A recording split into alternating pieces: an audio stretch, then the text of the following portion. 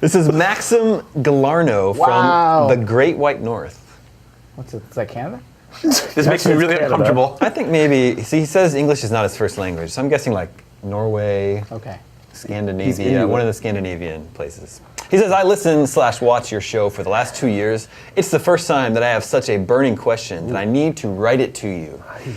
I seek your wisdom and knowledge, so please do not do a Luke Skywalker and just stare at me.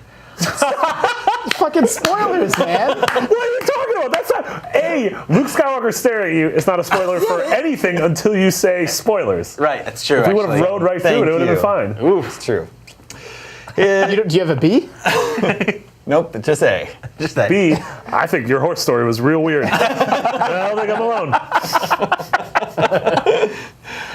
Maxim continues, after the phenomenal fall and the last year altogether, we, gamers, I played a lot of wonderful games. Witcher 3, Batman, Rocket League, Metal Gear Solid 5, Fallout 4, etc.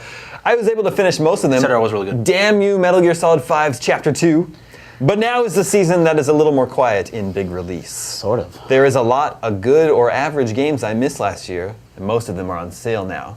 My question is, yes, there is one, when is it too late to get into a new game, more particularly in a multiplayer-centric game? Ooh. For instance, different, yeah. is it too late to try Evolve, or Destiny, Taken King, even Rainbow Six Siege? My fear is there is not enough players still playing those games, or worse, the remaining players are too hardcore, I'll be killed many times, and I'll hate my experience. What do you think? That's a pretty good question. Yeah, it's a very good question, and this is something I think about a lot in terms of MMOs. Like sometimes I've thought about like, hey, that MMO looked cool. I never got around to it. I want to try it out, but then I'm like, no, everything's been figured out. It's all math now. There's one optimal build, and I'm going to be experimenting to figure things out for fun, and everyone's just going to be like not inviting me to their group because I don't have what's right.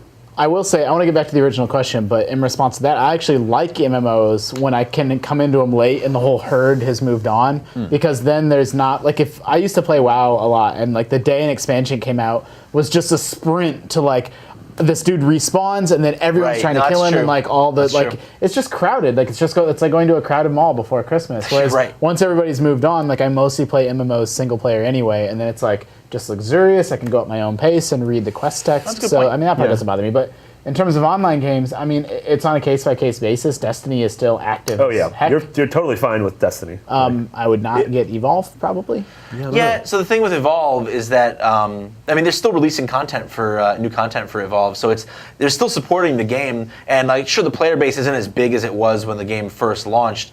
The difficult thing is for sure jumping in as a new player right now, especially if you want to play on the hunter side of things, is really tough because we're at that stage I feel like in the game of Evolve where if you're playing online as a hunter, you've probably hunted whatever monster you're up against. You've probably hunted that monster a lot. You've worked with other teams a lot. You know exactly what those other characters in your team are supposed to be doing and what you can expect from them, and you know what you need to do. As a new player jumping in and you've got 3 other people on your team who are just going to be, I mean, they're not going to be nasty, but they're just going to be like, brah, why don't you know what to do yet? Yeah, so you're totally right. There's 3 things here. There's the player base, and there's actually resources. If you just Google, like, Steam players or whatever, you can find places that track how many people are playing a game. Like, is there 3,000 people playing Evolve a day, 30,000, 300,000? Like, you can see that resource. So if you're playing on PC, at least, that's one thing that you can sort of solve with some resources.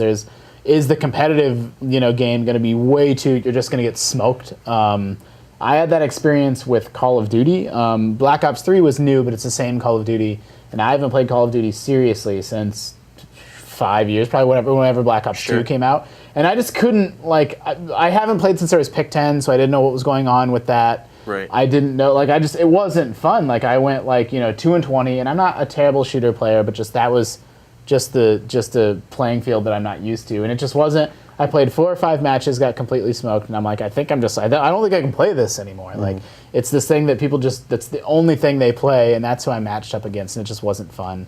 Then there's the cooperative side of it, like you were saying. You run into that with something like a MOBA. Like, you rely so much on your teammates that if one guy's like, this is my first game ever, what are the buttons? You're just going to be, like, booted. Like, that no one wants to spend an hour getting drugged down by a teammate that, like, can't pull their weight. Right. So yeah, it's tough. I mean, that said, like I think Evolve is a fantastic game. I reviewed that last year, and I think it's excellent. I think it's worth people's time. It's worth people's money. The DLC is kind of absurdly expensive, but even if you just get into the core game, it's a lot of fun and it's worth climbing the mountain for, in my opinion. But I always feel like if you just want to jump in and have a good time right away, I don't feel like jumping into an intense multiplayer game like that late in its life is going to be the right thing for you, because you're probably going to spend a lot of time losing and for a while until you get good. And for some people, that's part of the fun. Like I enjoy the climb of that mountain. I enjoy getting in and getting my face kind of like torn up until I start to learn and improve incrementally, and then it feels good when I start winning and doing better. But for some people, they want to jump in and they want their skills from one game to transfer right over. And when a game has been out and developed, the meta has developed for a while, I think it's tough, and you're just going to be frustrated. I will say, if Maxim's looking for a specific suggestion, Destiny is probably one of gaming's biggest turnaround stories ever. Destiny. Or I was also going to say, as far as multiplayer games go, probably Star Wars Battlefront is very easy to just jump into. Battlefront's very casual, both from a design mechanical standpoint, and I suspect its player base. I actually don't know if this is true. I'd love to find some way to like find this out. But I tear shit up in Battlefront. Like I'm really good at it, and I don't think it is that I'm really good at it. I think it's just there's way more people in those matches. They're like, yeah, I like Star Wars. I'll buy this game, compared to like Call of Duty, where it's like people buying it because it's Call of Duty and they love it and they know it, and like. I suspect that Battlefront is a little bit more casual audience, which lets me succeed. They have a great television commercial campaign that just shows people like jumping into X-Wings, and they're like, "Oh, that looks like a lot of fun."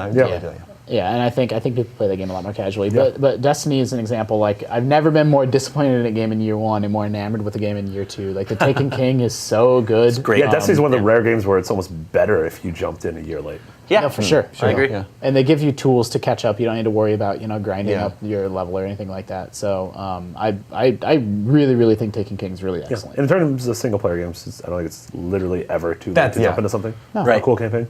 Cool campaign's a cool campaign. Yeah, I mean, there's definitely games It's a that... Miyamoto quote. Yeah. A cool campaign is a cool campaign, but a cool campaign is a cool campaign. I don't know Japanese. I think I might have messed that one up.